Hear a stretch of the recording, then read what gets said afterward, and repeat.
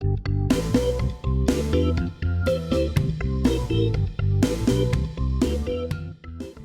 is a video reviewer for the ServSafe Certification Exam, featuring questions on foodborne illness and prevention. ServSafe is a food and beverage safety training and certification program developed by the National Restaurant Association in the United States. It is designed to educate and certify food service professionals about proper food handling, preparation, storage, and safety procedures to prevent foodborne illnesses. ServSafe certification is often required for food service employees, managers, and establishments to meet local health department regulations and ensure public safety. There are 12 questions featured in this reviewer. All questions are modeled on actual questions that appeared on previous ServSafe certification exams. Before you proceed, please don't forget to subscribe to Review Central and click the bell icon to make sure you are notified of all new reviewers and other important updates. Let's begin.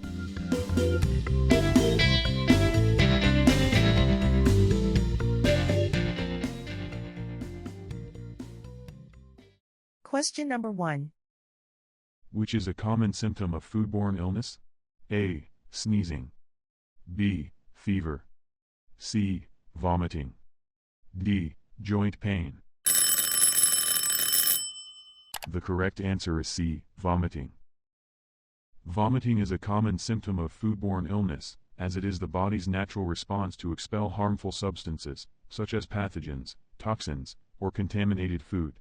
Many foodborne illnesses, including those caused by bacteria like Salmonella and E. coli, result in gastrointestinal distress, leading to symptoms such as nausea, vomiting, diarrhea, and abdominal cramps. While fever can occur with some foodborne illnesses, it is not as universal as vomiting. Sneezing and joint pain are not typically associated with foodborne illnesses and are more indicative of other medical conditions like respiratory infections or arthritis. Question number 2. What is the best way to prevent foodborne illness caused by bacteria? A. Practice good personal hygiene. B. Store food at proper temperatures. C. Use chemical sanitizers. D. Cook food to high temperatures. The correct answer is D. Cook food to high temperatures. Cooking food to the proper internal temperature is the most effective way to kill harmful bacteria that cause foodborne illnesses. Many bacteria, such as Salmonella and E. coli, are eliminated when food reaches specific temperatures, depending on the type of food. For example, poultry must be cooked to 165 degrees Fahrenheit, or approximately 74 degrees Celsius. Ground meats must reach 155 degrees Fahrenheit, or approximately 68 degrees Celsius. Seafood and steaks should reach at least 145 degrees Fahrenheit, or approximately 63 degrees Celsius. While personal hygiene, proper storage, and the use of sanitizers are critical in preventing contamination and the spread of bacteria, high cooking temperatures directly address and destroy the bacteria present in the food itself, making it the best preventive method in this context. Question number 3. Which pathogen is most often linked to raw or undercooked ground beef? A. Salmonella. B. E. coli. C. Norovirus. D. Hepatitis A. The correct answer is B. E. coli. The pathogen most often linked to raw or undercooked ground beef is Escherichia coli, commonly referred to as E. coli, specifically the strain O157H7. This bacterium is found in the intestines of cattle and can contaminate meat during the slaughtering process. Grinding beef increases the risk of contamination because bacteria on the surface can spread throughout the meat. When ground beef is not cooked to the proper internal temperature, at least 155 degrees Fahrenheit or 68 degrees Celsius for 15 seconds, according to ServSafe standards, E. coli may survive and cause foodborne illnesses, which can lead to severe complications such as hemolytic uremic syndrome, or HUS. Why the other answer choices are incorrect. Salmonella is commonly associated with raw or undercooked poultry, eggs, and contaminated produce. Norovirus is typically linked to contaminated water, shellfish, or foods handled by infected individuals. And hepatitis A is often associated with contaminated water, shellfish, or food prepared by someone infected with the virus. It is not typically linked to ground beef. Question number 4. Food prepared in a private home. A. Can be served in a restaurant if approved by local authorities. B. Cannot be used in a food service operation. C. Must be tested for foodborne pathogens first. D. Should be labeled as home prepared. The correct answer is B. Cannot be used in a food service operation. Food prepared in a private home is prohibited in a professional food service operation because such food cannot meet the stringent safety and sanitation standards mandated by regulatory authorities like the FDA. Commercial kitchens are required to follow strict guidelines to ensure food safety, including proper storage, preparation, and cooking practices. Private homes typically lack these controls, making it difficult to prevent contamination and ensure the safety of the food for public consumption. This rule helps reduce the risk of foodborne illnesses and ensures accountability in food preparation. Question number 5. What is the primary way to prevent the spread of viruses in a food establishment? A. Cooking food thoroughly. B. Using sanitizing solutions. C. Practicing good personal hygiene. D. Storing food correctly. The correct answer is C. Practicing good personal hygiene. Viruses, such as norovirus and hepatitis A, are primarily spread through person-to-person contact, contaminated surfaces, or improper handling of food by infected individuals. In a food establishment, the most effective way to prevent the spread of viruses is to ensure that all staff practice good personal hygiene, which includes 1. Frequent and proper hand washing. Washing hands thoroughly with soap and water, especially after using the restroom, handling raw food, or touching their face. 2. Proper use of gloves. Changing gloves frequently and using them as a supplement to, not a replacement for, hand washing. 3. Staying home when ill. Excluding workers who are sick, particularly with vomiting, diarrhea, or jaundice. While other measures like cooking food thoroughly or sanitizing surfaces are important for food safety, they do not directly address the prevention of virus transmission through personal contact or improper hygiene. Proper storage is also critical for food safety but does not impact the spread of viruses. Thus, practicing good personal hygiene is the primary and most effective defense against viruses in food establishments. Question number 6. What is the most effective way to prevent the spread of foodborne pathogens in food? A. Use approved chemical sanitizers on all food. B. Cook all food to 165 degrees Fahrenheit. C. Control time and temperature of food. D. Test all food for pathogens before serving. The correct answer is C. Control time and temperature of food. Foodborne pathogens thrive in the temperature danger zone, 40 degrees Fahrenheit to 140 degrees Fahrenheit or 5 degrees Celsius to 60 degrees Celsius. Controlling the time food spends in this range is critical for preventing the growth of harmful microorganisms. Proper practices include 1. Storing food at the correct temperatures, below 40 degrees Fahrenheit for cold foods, above 140 degrees Fahrenheit for hot foods. 2. Cooking food to the recommended internal temperatures to kill pathogens. And 3. Cooling and reheating food properly to limit time in the danger zone. Why not the other answer choices? Sanitizers are effective for surfaces and utensils, not for food. While 165 degrees Fahrenheit is a safe temperature for poultry, not all foods require this temperature, and overcooking some foods affects quality. Testing all food for pathogens before serving is impractical and not feasible in most food service operations. Prevention, not testing, is the key. By controlling time and temperature, food handlers significantly reduce the risk of foodborne illnesses. Question number 7. Which of the following individuals is most at risk for foodborne illness?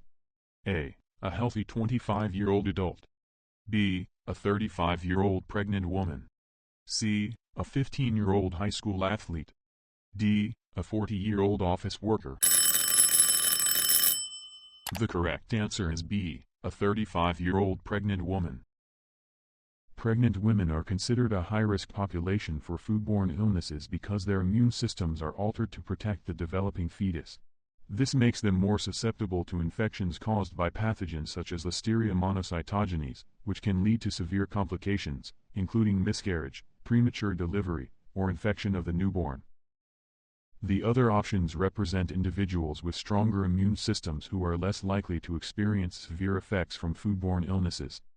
Specifically, a healthy 25-year-old adult, a 15-year-old athlete, and a 40-year-old office worker are not part of the high-risk groups unless they have underlying health conditions not mentioned here. Question number 8.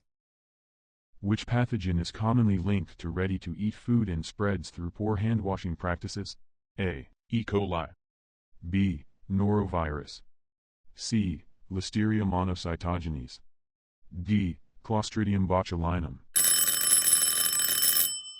The correct answer is B. Norovirus. Norovirus is a highly contagious pathogen often associated with ready-to-eat foods, such as salads, sandwiches, and fruits, as well as shellfish from contaminated water. It spreads primarily through poor hand-washing practices, such as when an infected food handler fails to wash their hands properly after using the restroom. Norovirus causes gastroenteritis, characterized by symptoms such as vomiting, diarrhea, and stomach cramps.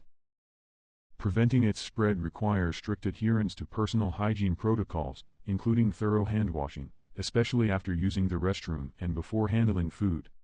Why not the other options? E. coli is primarily linked to undercooked ground beef and contaminated produce. It spreads through fecal contamination but is not as closely tied to ready-to-eat foods. Listeria monocytogenes is commonly linked to ready-to-eat deli meats and unpasteurized dairy products, but it is more associated with improper storage rather than hand-washing issues. And Clostridium botulinum is associated with improperly canned or vacuum-packed foods and does not spread through poor hygiene practices. Question number 9. What is a foodborne infection? A. Illness caused by consuming food with high acidity. B. Illness caused by toxins already present in food. C. Illness caused by allergic reactions to food. D. Illness caused by consuming food containing live pathogens. The correct answer is D. Illness caused by consuming food containing live pathogens. A foodborne infection occurs when a person consumes food or beverages that contain live, harmful microorganisms, such as bacteria, viruses, or parasites.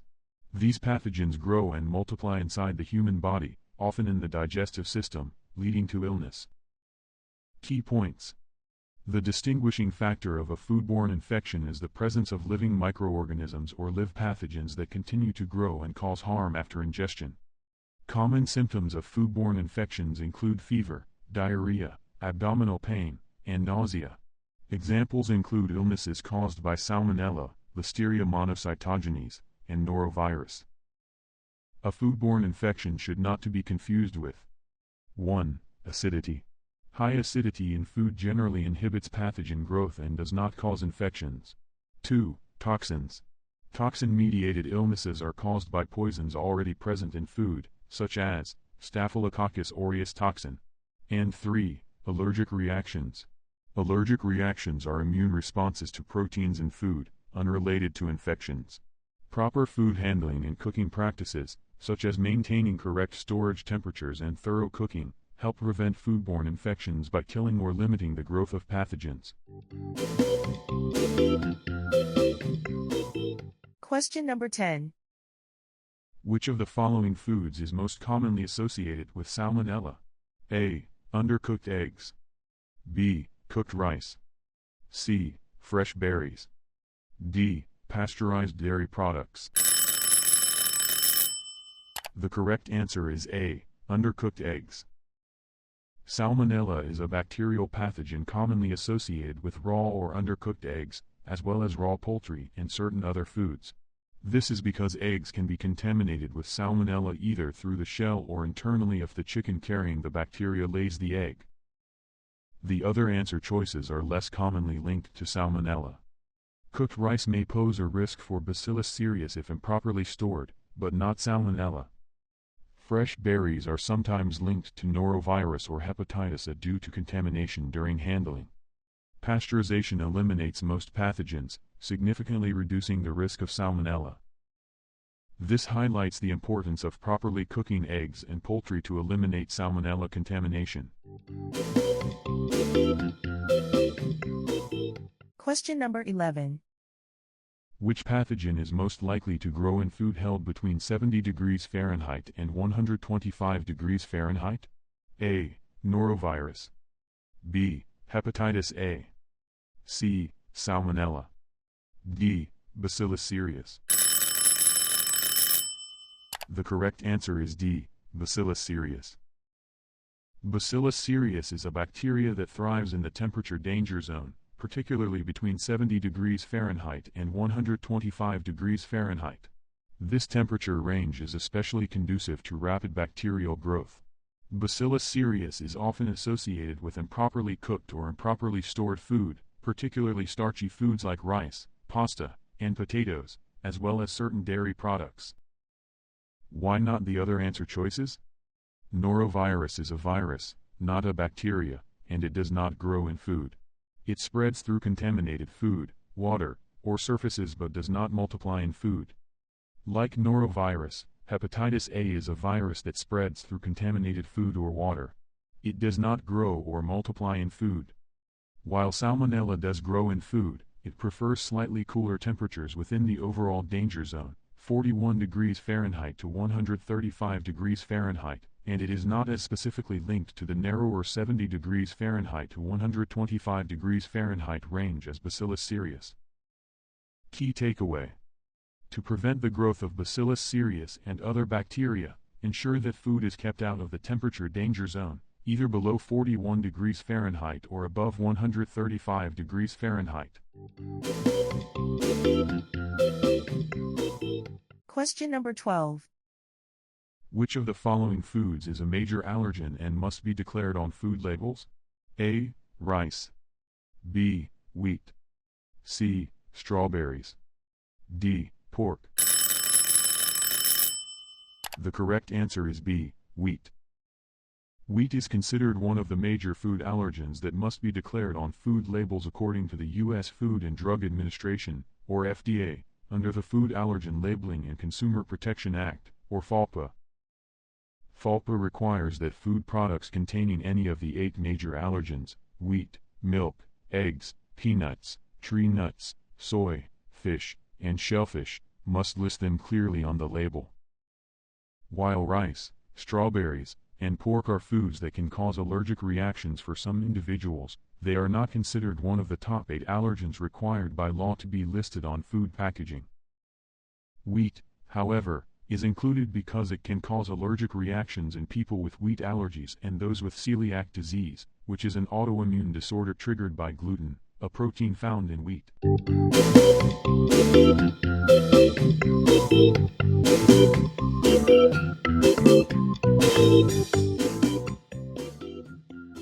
You have just watched a ServSafe Certification Exam Reviewer, featuring questions on foodborne illness and prevention. Check out more related reviewed videos and playlists on our channel. If you find this useful, please like and share. Leave a comment to share your thoughts or questions regarding this reviewer or any particular part of it. If you haven't done so yet, please subscribe to Review Central and click the bell button to get notified of all future reviewers and updates. Like and follow us on your favorite social media platforms. Good luck to your forthcoming ServSafe Certification Exam, and we look forward to your long and fulfilling career as a food service professional.